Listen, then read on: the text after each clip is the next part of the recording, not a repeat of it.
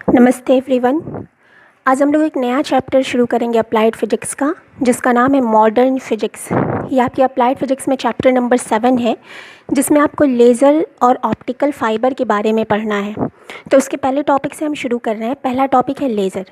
तो जैसा कि आप स्क्रीन पे देख पा रहे हैं, लेज़र का जो फुल फॉर्म होता है आप सभी को पता भी है। लेज़र का फुल फॉर्म होता है light amplification by stimulated emission of radiation. Hindi में कहते हैं विकिरण के उद्दीपित उत्सर्जन द्वारा प्रकाश का प्रवर्धन। तो इसके नाम का मतलब समझिए, लाइट एम्प्लीफिकेशन यानी प्रकाश का हमने प्रवर्धन किया है, प्रकाश को हमने एम्प्लीफाई किया है। किसकी सहायता से? बाई स्टिमुलेटेड इमिशन, उद्दीपित उत्सर्जन की सहायता से हमने किसी रेडिएशन से मिलने वाले प्रकाश को एम्प्लीफाई किया है। तो इसी प्रोसीजर को कहते हैं लेज़र, यानी वो मेथड जिसकी सहायता से आप किसी भी रेडिएशन से मिलने वाले प्रकाश को स्टिमुलेटेड इमिशन यानी उद्दीपित उत्सर्जन द्वारा एम्प्लीफाई कर सकते हैं, उसी को हम कहते हैं लेज़र।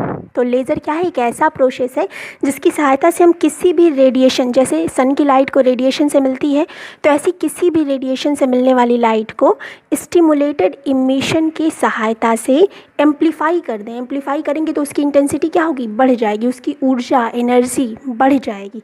इसी प्रोसेस को हम कहते हैं लेज़र। ठीक है, अब इसकी एक आसान सी डेफिनेशन है। डेफिनेशन देखिए क्या है। Laser is a device which emits a monochromatic coherent highly intense unidirectional beam of light.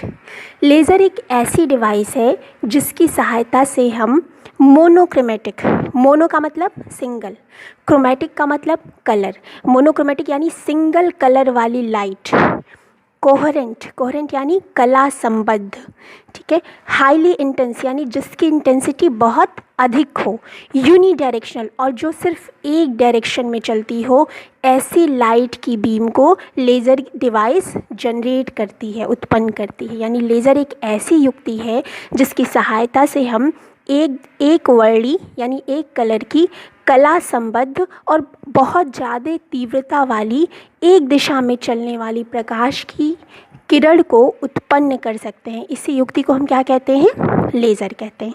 तो ये हो गई आपकी लेज़र की डेफिनेशन। अब देखिए, अब आपसे पूछा जाता है लेज़र की प्रॉपर्टी क्या है, what are properties of laser. तो लेज़र में देखिए प्रॉपर्टी, यही 4 प्रॉपर्टी हो गई इसकी। मोनोक्रोमेटिक, ये बीम कैसी होगी? ये जो बीम होगी वो मोनोक्रोमेटिक होगी, यानी एक वर्णी होगी, इसमें एक ही कलर होगा। कोहेरेंट होगी, कोहेरेंट यानी कि कला संबद्ध होगी। हाईली इंटेंस होगी, यानी इसकी इंटेंसिटी बहुत ज़्यादा होगी, ऑर्डिनरी लाइट से बहुत अधिक इंटेंसिटी लेज़र की होगी। यूनिडायरेक्शनल यानी कि ये एक सिंगल डायरेक्शन में चलने वाली बीम होगी। तो इसी को हम कहते हैं लेज़र। ठीक है, अब ये 4 इसकी प्रॉपर्टी हैं। पूछा जाता है प्रॉपर्टी ऑफ लेज़र क्या है, लेज़र के गुणों को बताएं। तो ये 4 प्रॉपर्टी इंपॉर्टेंट है, मोनोक्रोमेटिक, कोहेरेंट, हाईली इंटेंस और यूनिडायरेक्शनल। ये चारों प्रॉपर्टी किसी भी लाइट में हो तो आप उसको लेज़र कह सकते हैं। ठीक है, तो आइए इन चारों प्रॉपर्टी को डिटेल में देखते हैं। इन चारों प्रॉपर्टी की बात करें तो सबसे पहले बात आती है मोनोक्रोमेटिक की। तो मोनोक्रोमेटिक अभी मैंने बताया, मोनोक्रोमेटिक का मतलब है सिंगल कलर, जिसमें कलर कैसा हो रहा है? एक ही कलर होना चाहिए। ठीक है, जैसे सन की लाइट में कितने कलर होते हैं? 7 कलर होते हैं। तो इसमें 7 कलर नहीं चाहिए, इसमें हमें एक ही कलर चाहिए। उन एक कलर को तोड़िए, उसमें एक वेवलेंथ हो, एक फ्रिक्वेंसी हो और एक ही कलर हो, तो उसको आप कहेंगे मोनोक्रोमेटिक। तो मोनोक्रोमेटिक का मतलब है single colour, single frequency and single wave. फिर आपने लिखा है कोहेरेंस, कला संबद्ध। तो कला संबद्ध क्या होता है? ये आप अच्छे से जानते हैं कि कला किसे कहते हैं, आपने पहले चैप्टर में, दूसरे चैप्टर में पढ़ रखा था।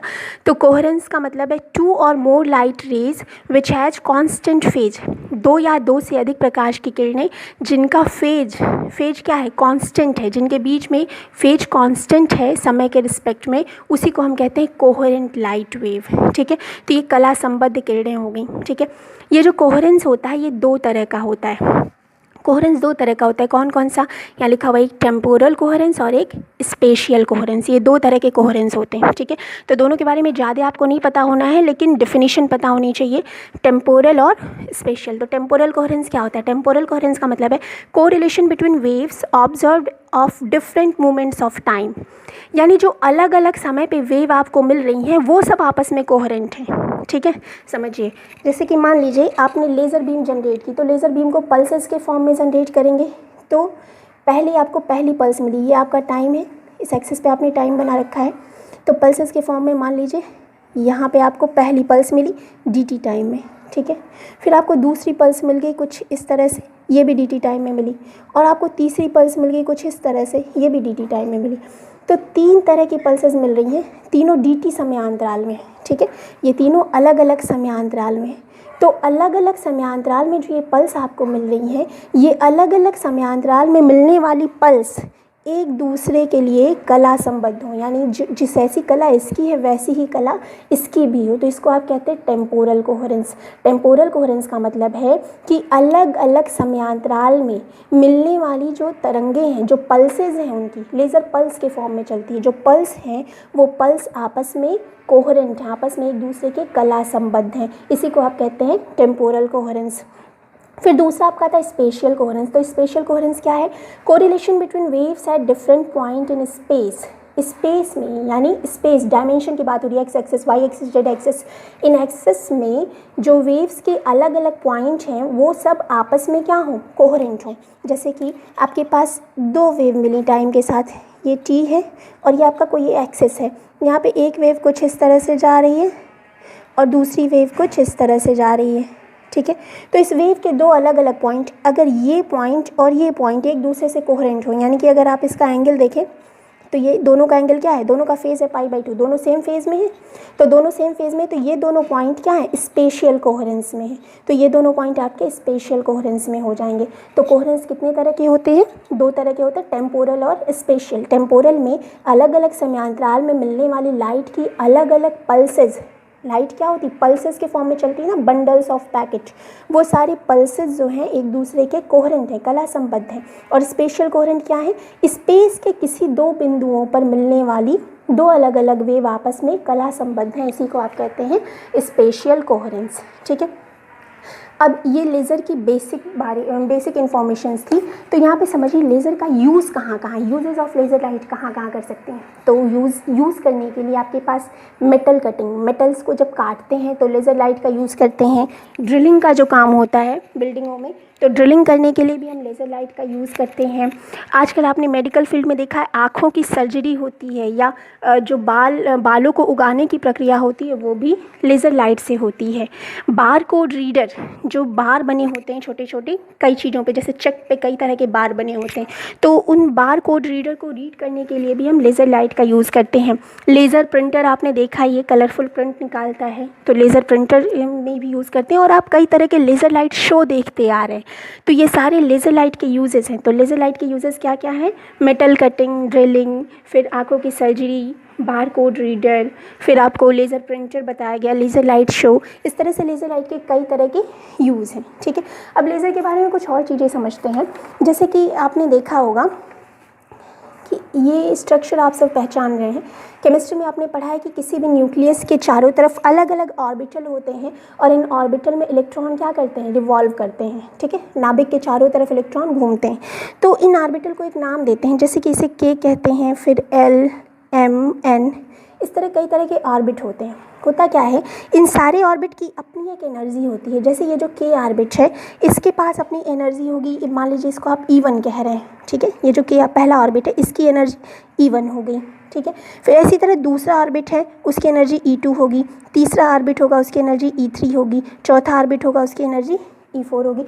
इसी तरह हर एक ऑर्बिट के, जो ये आप केमिस्ट्री में ऑर्बिट पढ़ते हैं, K, L, M, N, इन सारे ऑर्बिट की अपनी एक अलग अलग एनर्जी लेवल होता है, एनर्जी स्टेट होता है, ठीक है। अपनी एनर्जी होती है।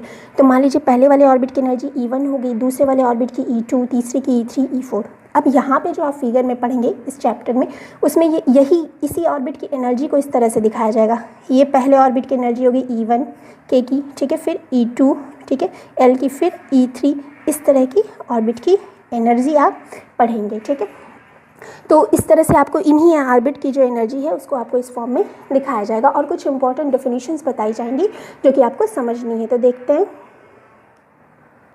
यहाँ एक और चीज़ है कि ये मान लीजिए K में एक इलेक्ट्रॉन है E1, ठीक है, इसकी एनर्जी क्या होगी? E1 होगी। जब ये थोड़ी एनर्जी और ले लेगा, कोई ऐसा तरीका लगाएं जिससे इसमें एनर्जी थोड़ी और बढ़ जाए। तो E1 में था इलेक्ट्रॉन, इसको एनर्जी हमने और दी, एनर्जी बढ़ेगी तो ये बीच में कहीं नहीं रुकेगा, ये कहाँ जाएगा, E2 में जाएगा, ठीक है। एनर्जी बढ़ेगी और बढ़ करके जब E2 हो जाएगी, जैसे E2 होगी वैसे इलेक्ट्रॉन इस पोजीशन को छोड़ देगा और कहाँ आ जाएगा, E2 में आ जाएगा, ठीक है। तो अब इलेक्ट्रॉन कहाँ आ जाएगा, E2 में आ जाएगा। अपनी ग्राउंड स्टेट की पोजीशन छोड़ा और कहाँ आ गया, E2 में आ गया। इसको कहते हैं इलेक्ट्रॉन का एक्साइटेशन, इलेक्ट्रॉन को एक्साइट करना। तो जब इलेक्ट्रॉन एक्साइट होता है तो ग्राउंड लेवल में उसकी एनर्जी कुछ और होती है, जब उसे कहीं से बाहरी सोर्स से और एनर्जी मिल जाती है तो वो अपनी इस ऑर्बिटल को छोड़ के बाहर वाले ऑर्बिटल में यानी अगले ऑर्बिटल में मूव कर जाता है। मान लीजिए बहुत अधिक एनर्जी मिल गई, एनर्जी E4 के बराबर मिल गई, तो वो यहाँ से सीधे E4 में आ जाएगा। तो इसको कहते हैं इलेक्ट्रॉन को एक्साइट करना, इलेक्ट्रॉन एक्साइट हो रहा है, ठीक है। ठीक इसी तरह से मान लीजिए यहाँ पे कोई इलेक्ट्रॉन है, ठीक है, M वाले ऑर्बिटल में कोई इलेक्ट्रॉन है यानी E3 में है। अगर E3 में कोई इलेक्ट्रॉन है और इसकी एनर्जी लॉस हो गई, किसी वजह से एनर्जी लॉस हुई, ठीक है, और लॉस होकर के एनर्जी E2 के बराबर हो गई या E1 के बराबर होगी, तो ये इलेक्ट्रॉन वापस आ जाएगा। जब एनर्जी लॉस होगी तब तो E3 में रह नहीं पाएगा। एनर्जी लॉस होने के बाद ये इलेक्ट्रॉन वापस नीचे वाली स्टेट में आएगा और इसकी अपनी स्टेट छोड़ करके नीचे पहुंच गया, मान लीजिए E1 में पहुंच गया, तो इस कंडीशन में कुछ ऊर्जा मुक्त होगी, कुछ एनर्जी रिलीज़ होगी और ये एनर्जी फोटोन के फॉर्म में रिलीज़ होगी, लाइट के फॉर्म में रिलीज़ होगी और एनर्जी लॉस होकर के इलेक्ट्रॉन कहाँ आ गया, ग्राउंड स्टेट में आ गया, ठीक है। तो दो प्रोसेस होते हैं, या तो एनर्जी कहीं बाहर से मिल गई तो एनर्जी बढ़ी और इलेक्ट्रॉन ग्राउंड स्टेट को छोड़ के ऊपर वाली स्टेट में जा रहा है, जिसको आप कह रहे हैं एक्साइट होना। दूसरा आप कह रहे हैं कि वो ऊपर वाली स्टेट में था और उसने एनर्जी लॉस की, कुछ वजह से उसकी एनर्जी लॉस हुई और वो लॉस करके कहाँ आ गया, नीचे वाली स्टेज में आ गया। तो इसको आप कह रहे हैं ऊर्जा को त्यागना, यानी एक्साइटेड स्टेट से ग्राउंड स्टेट में आना। तो जब एक्साइटेड स्टेट से ग्राउंड स्टेट में आएगा तो ऊर्जा को उत्सर्जित करेगा, ठीक है, एनर्जी रिलीज़ होगी। यहाँ पे किस फॉर्म में रिलीज़ होगी, फोटोन के फॉर्म में रिलीज़ होगी, ठीक है। अब इसी प्रिंसिपल पे आपको आगे की चीज़ें